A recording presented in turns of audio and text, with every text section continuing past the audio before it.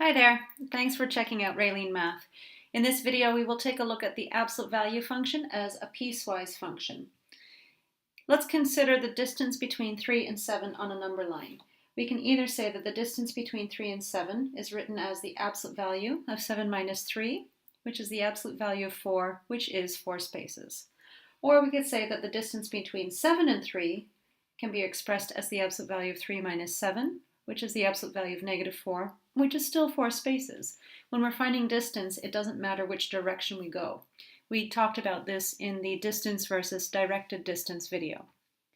So what we're finding then is that absolute value as an operation either changes the sign of a negative value or it does absolutely nothing to non-negative values like positive numbers or 0.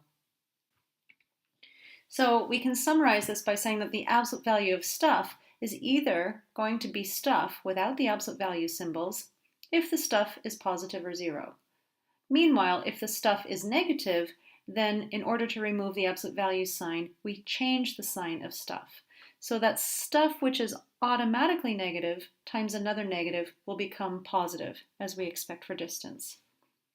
We write this in a piecewise notation then to say that the absolute value of stuff is either negative times stuff, if stuff is less than 0, negative, or positive stuff, or simply stuff, if stuff is greater than or equal to 0. So let's apply this to a function, y equals the absolute value of 3x plus 6. Here the stuff is the 3x plus 6. And so we have two possibilities.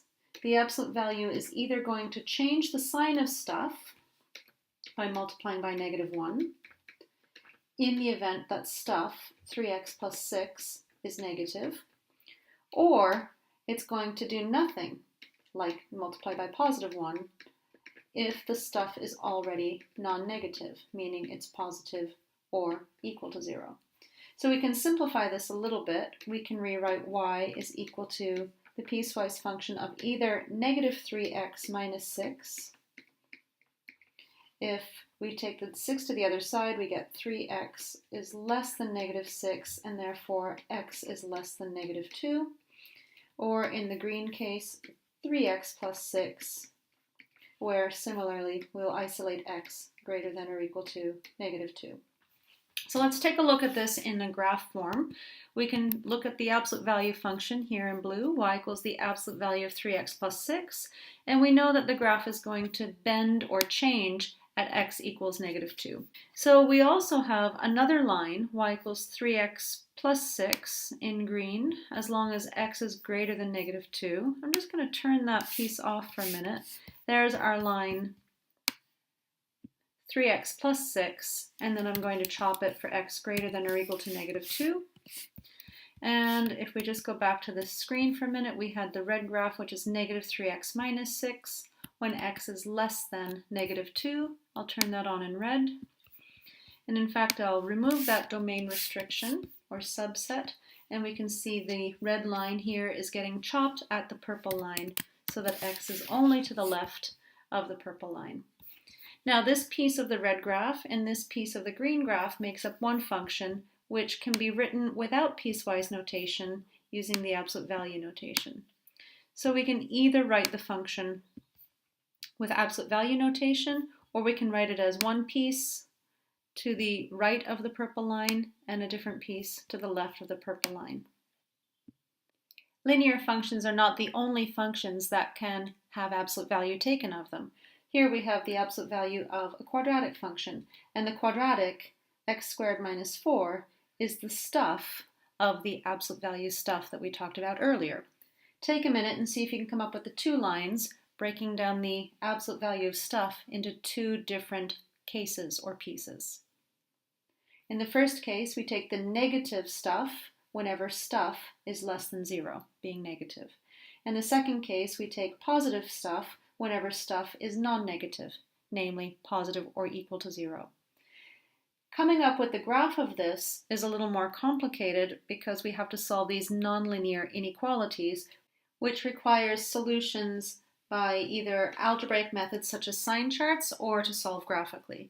I'll be looking at these in subsequent videos, so for now I'm going to use technology to see how the absolute value of this parabola breaks into 3 different sections rather than just 2, because it boils down to the solving of these nonlinear inequalities, which ends up having 2 different x-coordinates where the graph can change.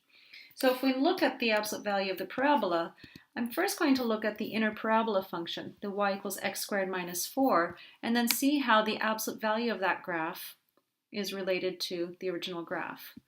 And so the blue graph, if I turn off the red, we can see overlaps on the left and the right portion here when x is less than -2 or x is greater than 2. Turning the parabola back on, we see that the part that contains the vertex of the parabola lying below the x-axis has actually been reflected upwards. I refer to this as a transformation of the inner function, this x squared minus 4 inner function parabola. The absolute value, therefore, is a partial vertical reflection. So I'm going to save this topic of partial vertical reflection for absolute value in another video. I hope you found this interesting, and we can continue the story in more videos. Please, if you like the video, click like and subscribe to my channel. Thanks for checking out Raelene Math.